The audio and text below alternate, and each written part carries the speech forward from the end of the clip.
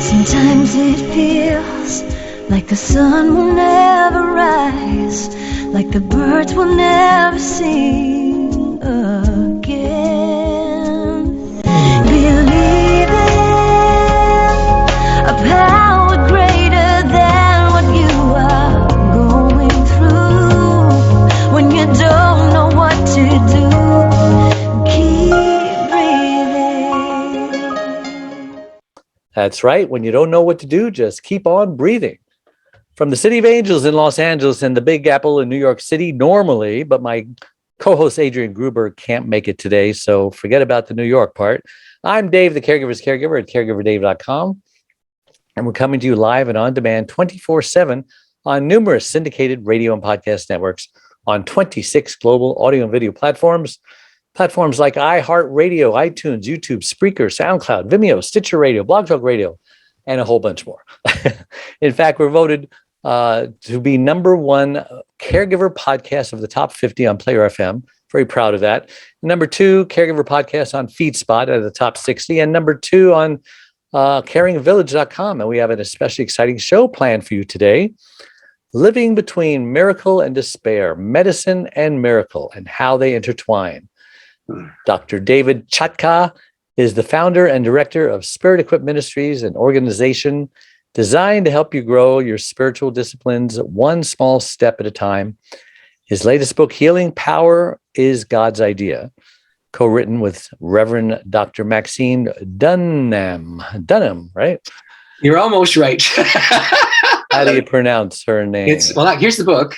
It's called Healing Prayer. I got to get it right for this screen here. Healing Prayer is God's Idea.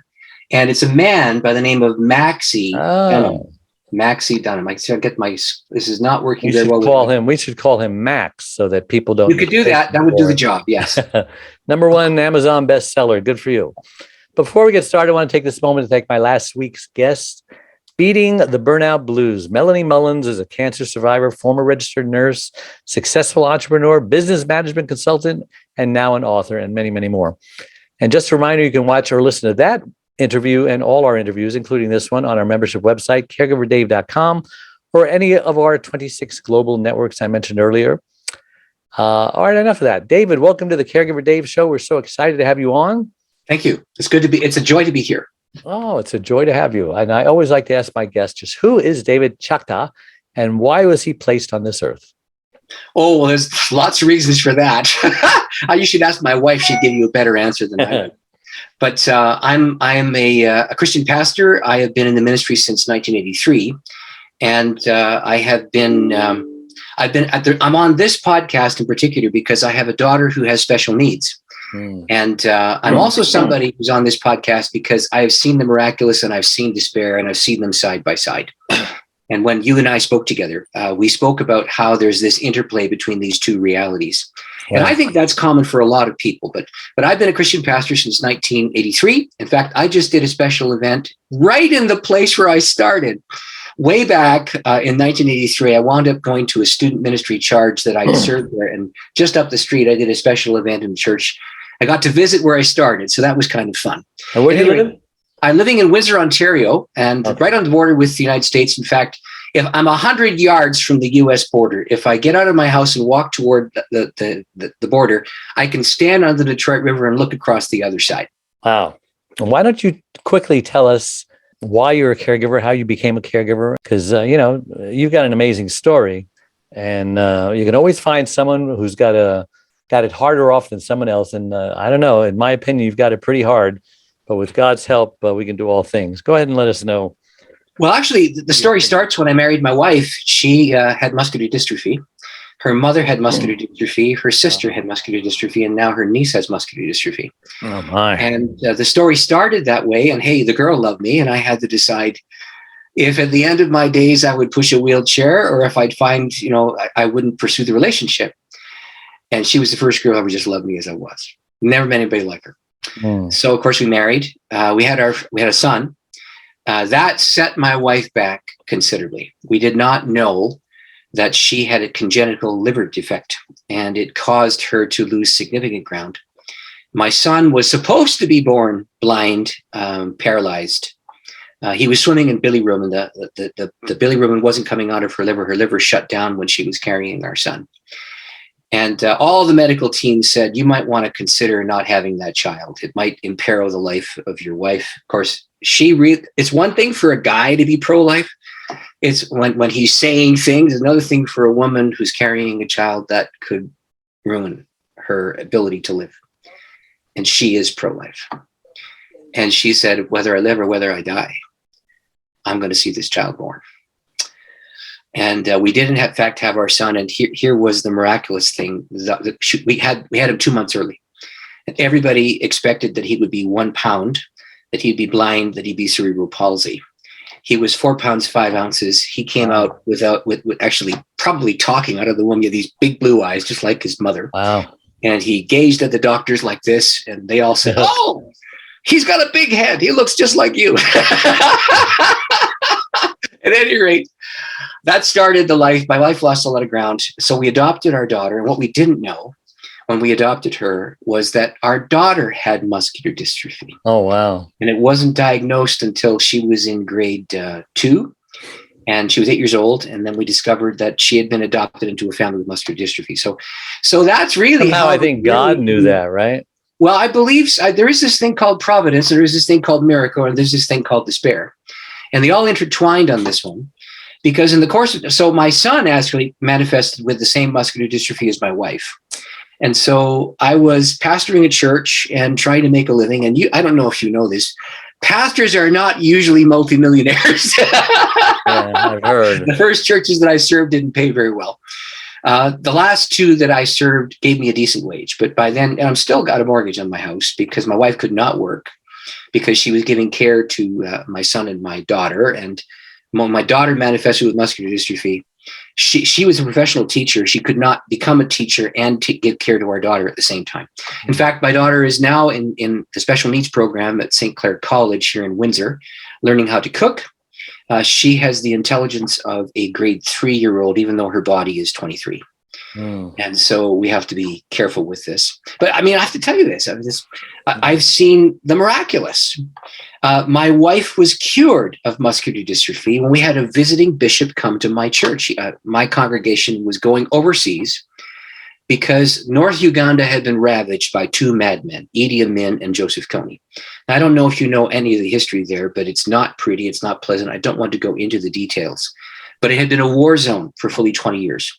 And so my congregation, together with 2 other congregations in the U.S., one in New York City, one in Atlanta, we teamed up to try and form teams that would help rebuild North Uganda. And so we took build teams with us. I taught pastors and leaders. We did outreach events in those things. And these 3 churches worked together to do this. And we took turns traveling to that area. Well, my congregation wanted to hear all about what had happened, how we wound up making this connection. So we brought the Ugandan bishop to my church. And Dave, you have to know this story to this day continues to put goosebumps up and down my spine. It's in the Healing Prayer is God's Idea book. It's the last chapter. I sent you a copy, and I sent you the medical verification note because I want your audience to know that this was attested before and after. My wife did in fact have something called FSH muscular dystrophy. And 4 years after this thing that I'm going to describe happened, our medical doctor, who'd been watching her carefully, wrote a note and said, there's no trace of this anymore in your body. It's been 4 years. You do not have muscular dystrophy anymore. And all the way by the go to my son. So here's what happened. He stood up in the church and he was telling this incredible story about the role of the church with the Ugandan army and kicking out Joseph Kony from that country. And it was one, you can see there's no hair left. It was a hair-raising tale. A whole congregation was paying special attention to this guy because the story was spectacular. And so the Saturday night congregation came again Sunday morning at 9:00 and doubled the size of the 9:00 congregation. And the 9:00ers wanted to hear more, so they showed up at the 11:00 service. And the church was jammed to the rafters. There was absolutely no room to stand. We were all shoulder to shoulder. In fact, I had to sit right up against the steps that led to the pulpit because there was no room in the church. Extra chairs were there. There was standing room only across the edges, and we had a spillover area where people were hearing a broadcast over the radio. I was only a few feet from this pastor. He had a thick Ugandan accent. And he had been involved in organizing prayer partners for the Ugandan army when they were doing battle with Joseph Kony. Now, so they would get these downloads as they were praying about things that were supposed to happen in those battles. It was remarkable. And as they would get these downloads, the Ugandan army would defeat Kony. He organized 300,000 people to pray while the army fought Kony. And when the army told those people who were praying what was going on, the Ugandan army would win. When the intercessors did not pray, the Ugandan army would lose. They'd drop their weapons and run. And Kony would restock with the ammunition and arms from the Ugandan army. So that everybody's listening to this story. It's an incredible thing. And we're sitting on the edge of our seat. And in the middle of it, when everybody's waiting for the climax of the story, he stopped. He looked down at me and he said, "David, what is M.A.?" I said, "M.A. Master of Arts. I don't know." And he said, no, I have something wrong. And I had something wrong. He put his head in the pulpit. Of course, the church is filled with people, jammed to the rafters. They're all waiting for him to say something. And we're all waiting. And he looks up and he says, "It's a wasting muscle disease. It starts in your head. It goes down into your shoulders. Your shoulders become rounded. It begins when you're 16 or 17. Your shoulder blades go out of position. You get chronic pain. After you get chronic pain, you start losing muscle control and you get dizzy." And it was like he was reading a textbook describing FSH, muscular dystrophy. It was astonishing beyond measure. He nailed it. And then he said this crazy sentence: "Whoever has this," and at this point, I'm realizing he's talking about my wife's muscular dystrophy. I turned to look at my wife, and she's sitting in the chair. Now, she had not been able to raise her arms higher than this for 30 years. And just up, she couldn't get them above her shoulders. In fact, when I proposed to her, she had to lift one arm on my shoulder with her hand and put the other around me to say yes to the marriage proposal. This at this point was more than 20 years. I'm looking at her, and he said, "Whoever has this, Jesus has just healed you." And her arms went above her head, straight up in the air, for the first time in 25 years. Wow. And, we had friends sitting there who had cleaned our house when I couldn't clean the house. We had all kinds of people sitting around us as they watched this amazing thing happen. And she wasn't even aware that she'd raised her hands in the air. She was just so caught up in listening to this guy. She was utterly aware that she'd just done something that she'd not been able to do for 30 years. So we had guests who'd come because they wanted to know if they should go to Uganda to help us with our work teams. And so we went back to our house, and the plan was that I would go onto the top shelves and take down pots and pans from these top shelves and then help her cook because she couldn't raise her hands. And she climbed up herself, started taking down these pots and pans, and started growing muscle tissue. It was the most incredible, astonishing thing. I used to have to go stand beside her to get her out of bed in the morning. And then she would give me her hands, and I would lift her and put her hands on my shoulders, and I'd pick her up to get her out of bed, to get her to the shower so she could have hot water on her body so that she'd be limber enough to be able to move. And the next day she jumped out of bed. A week later, she ran up the stairs when when she was disciplining our daughter. I saw this miraculous thing. She was healed. And the doctor wrote a note. You have the medical note. I sent it to you. So for your listeners, this was a guy who trained doctors. He belonged to the Stollery Hospital in Edmonton. I was serving in Spruce Grove, Alberta, which is a city just adjacent to Edmonton, a large city of 1.1 million, northern Alberta. And that was a very, very, very fine teaching hospital. He trained the interns from that school. He was a fine, fine physician. Anyway, he waited because he wanted to make sure. And he wrote the medical note fully 3.5, almost 4 years after the healing had occurred, after he'd been our doctor for 4 years before that. So it was amazing. But my daughter was not healed. We have prayed for her to become well just about every day of my life. And there's not a day when I don't say, "Oh, God, have mercy." So why does God heal some and not others? I believe in healing. Yeah. My wife had a stroke, lost her speech, became paralyzed on one side. Yeah. 25 years now, she still can't talk. She can communicate. Thank God for that. Because it's 80% of communication is nonverbal. And she's in a power chair. So we travel all over the world. And she's very happy and content. And if God wants to heal her, great. If he doesn't, great. So why some and not others? Everybody wants to know. Well, and nobody knows. So let me give you an example from the Bible, since we're talking, because you prayed as well. You're a Christian believer as well. If you read John chapter 5, the story of Jesus going into the Temple of Solomon, and there in Solomon's portico, there's a sick ward. And there would have been literally hundreds of people waiting for the stirring of the waters. Right. And if the waters stirred, the first person in the water got healed, and they were all waiting around. Jesus sees one guy who'd been sick for a long time. The number, I think, in the Bible text is 38 years. Hmm. He heals the one guy and doesn't heal the rest. Now, to try and answer that question, I would need to have like 16 interviews.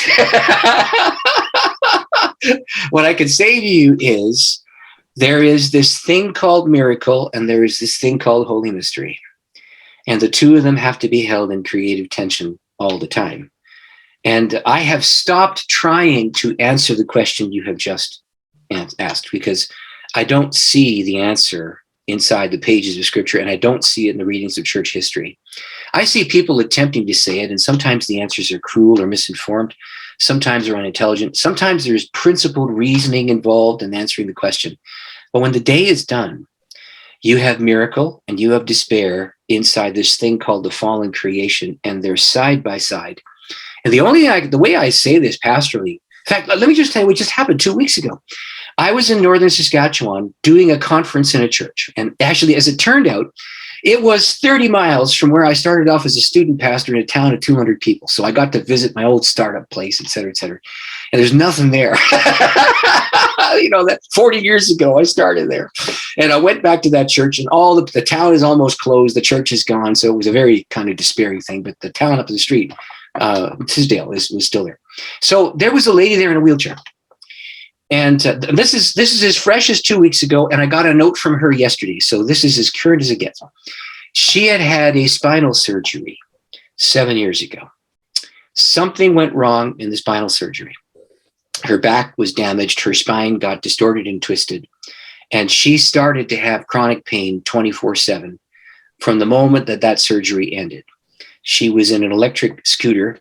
Her husband, and they're both in their 70s. Her husband was pushing her around when he had an ordinary wheelchair, but she got adapted to this electric scooter. And of course, in the north, there's a lot of snow, and so he would have to accompany her to the car and get her into the car, and to be careful about ice and snow and those kinds of things. Anyway, I come to that church, and they wanted me to do 2 Sundays. Because they're without a pastor, and I'd booked in this event, and they said, look, just cover the pulpit one Sunday, do some midweek things, teach your elder board, do a Bible study, and then do your conference Thursday, Friday, Saturday, and then to preach again. So I did. So it was 7-8 days of watching this lady. And here's what happened. She and her husband came forward, and we started to pray. And the only way I can describe what happened next was this sense of power flowed down, my whole heart filled with compassion. Can I say it that way? A hot tear in the corner of my right eye began to flow. I began to sense that something significant was happening. My hand got fiery hot while I was praying. And there was an elder and his wife, a guy named Darren and his wife, Catherine. And the youth pastor's wife, named Rochelle, comes over. And as we are praying, and I didn't want, when I pray with a lady, I always never pray alone, because that's called stupidity. And when you put your hand on a female, you put it on her head or her back, and that's it. And if you want some other area to be touched, you bring a lady along. And so those 2 ladies were there. And so one of them put her hand on her hip. I had my hand on her head. And as we prayed, this fiery presence filled my heart, my soul, my mind. I felt this fiery heat go in, and it went down her spine. And she got up out of that chair, and she walked around pain-free for the first time in 7 years. That just happened 2 weeks ago. And of course, I prayed with 4 other people, and it didn't happen to the 4 others. It happened to the lady. Now, if I were God, and of course, I resigned from being Messiah some years ago. If I were God, I'd fly myself down to Los Angeles or New York, and I'd just put my hand on all those sick people. And the only hospitals that will be left would be maternity wards. I'd heal all the sick people. I'd get them all better. But for babies, well, that's fine. Let's have lots of babies, you know. I guess it'd be a birth. So you're not that guy who says that everybody can get healed. And if you're not healed, there's 3 reasons. You don't have enough faith. You're ignorant of the word. And what was the third one? The third classic one that you're sinning. You're sinning. Oh, yeah, there's sin in your life. Yeah. No, I don't see. You're not that guy. No, absolutely not. And that's the reason why I wrote the Healing Prayer book. Yeah. So actually, the book is a lot of those preachers in the 70s, you know, faith preachers and prosperity preachers. And boy, that was an infection of the church. Not that God can't do that, but, you know, God is sovereign. He's still God. He can do what he wants to do. And, you know, his ways are above our ways. His thoughts are above our thoughts. And unfortunately, time flies when you're having fun. We are out of time. Oh, I know it's a fast interview. In the next 2 minutes, since I have so many questions, but why don't you take a couple of minutes and talk about what you absolutely want to talk about before we sign off? Well, what I wanted to say in the interview was that God initiates and we respond, and we can't control when God initiates. We can always control when we respond. And there are signals that we need to pay attention to when the movement of the Spirit is beginning. And that's why I wrote the book. And I'm not a prosperity gospel guy, but I am somebody who believes in supernatural power and that the Lord is the one who sends it. We have to learn how to pay attention to that voice. And so that book, Healing Prayer is God's Idea, is actually a primer to teach people how to do that. It has a whole series of steps that you can take to pay attention to the signals, and it warns about the crazy ditzy guys. It also warns about what you need not to do. You named 3 of them. There's actually 8 of those things in the book. Really? Yes, there are. And so, but my intention, I co-wrote it with a guy named Maxie Dunham, who was one of the editors of The Upper Room, so very famous. Oh, yeah. And he's a guy who wrote 47 books. And both he and I had the same 47, concern. Wow. Yes, he's written 47 books. This is number 48, and it was his very first ever co-write. See if I can get it to work on it. There it is. Anyway, very first ever co-write with me. And what he said is we have to teach the church how to do prayer for healing and to pay attention to the signals. And so that's why the book Healing Prayer is God's Idea was published. And so it's available on Amazon. You can get it. The title is Healing Prayer is God's Idea. It's a short read. It's 65 pages. And it has a picture of my daughter in her wheelchair. And it has the story of my wife's healing in it. And the 2 of them are side by side. So how's your daughter doing? Does she have a perfect, mentality? She has a memory, and she is aware of everything going on? She loves to laugh, although this particular kind of is called myotonic dystrophy, has an intellectual degeneration component. And so her cognition is not as it was. And because her face muscles don't work, it's hard to understand her when she speaks. But she makes us laugh all the time. And she loves people. And she loves her pet dog, Jazz. She insisted on naming the dog. So the picture in the back of the book is her walking the dog, going around the corner with her wheelchair. And she is joyful about life, doesn't see anything beyond the fact that she has to take care of this immediate need. And she keeps us focused on the fact that life is to be celebrated every moment of every day. And I'm sorry, your wife is doing okay? My wife is healed completely. Yes, she has no trace of muscular dystrophy in her body at all. That was in 2009. I bet she's happy about that. Not just her. Yes. In fact, for a while, her sisters couldn't believe her because one's a medical doctor and the other is someone who has muscular dystrophy. So have people who saw the healing, who witnessed the healing, have they come closer to God or no? Most. Not all, though. No. And I'll tell you who what does it take for someone to get close to God if they see a miraculous healing and that won't even do it? You know, I think when Jesus said, in his parable, Lazarus, well, send someone to speak to my brothers, because they're going to go to this place. He was in Hades, Yeah. And he says, no, even if someone came and rose from the dead, they won't believe, and prophetically. Well, here's the reality. When Jesus did signs and wonders, there were 2 responses. One was, wow, isn't that astonishing? God's visited his people. And the other was, let's kill him. Those two responses have happened when there's been signs and wonders when I've been preaching and teaching. Amazing. And some things never change, do they? No, but 90% will say, isn't that amazing? This is incredible. And those who are vested in things being as they are will fight you. Wow.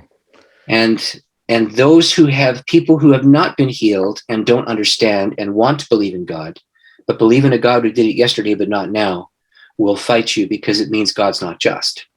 And there's this pain in their spirit, and they have to navigate that.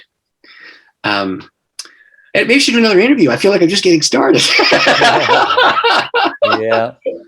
So your book is on Amazon, and it's called Healing Prayer is God's Idea. That's the easiest way to find it. And just you can Google my name, Chotka, but that's hard. But Healing Prayer is God's Idea. That's easy. All right. Well, thank you so much. Thank you so much for coming on the show. You are a great guest. And again, a reminder that all our shows are become recorded podcasts and video casts on our platforms that I mentioned earlier, like YouTube, Blog Talk Radio, Podbean, and many more. And don't forget to check out my membership website, caregiverdave.com.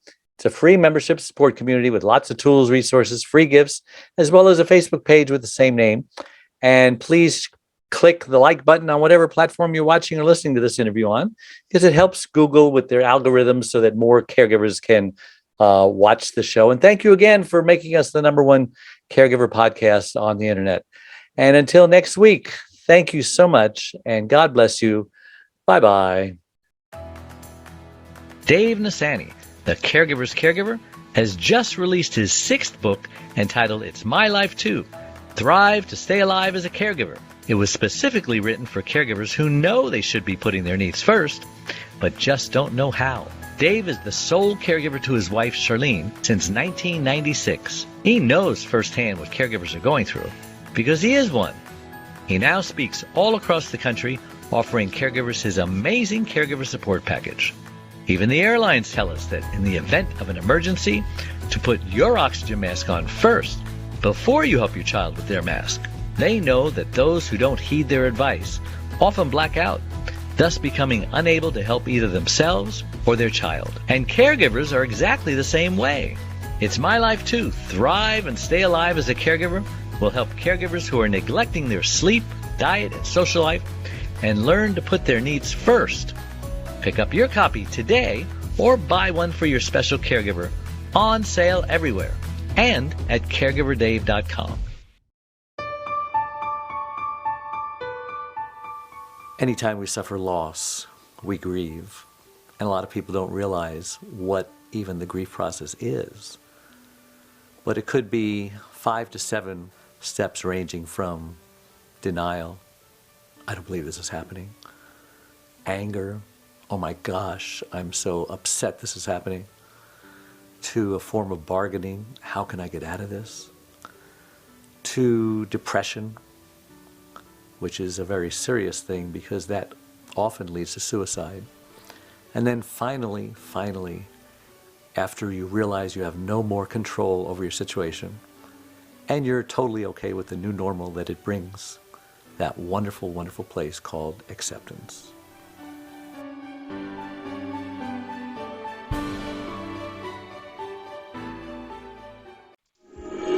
Sometimes it feels like the sun will never rise, like the birds will never sing.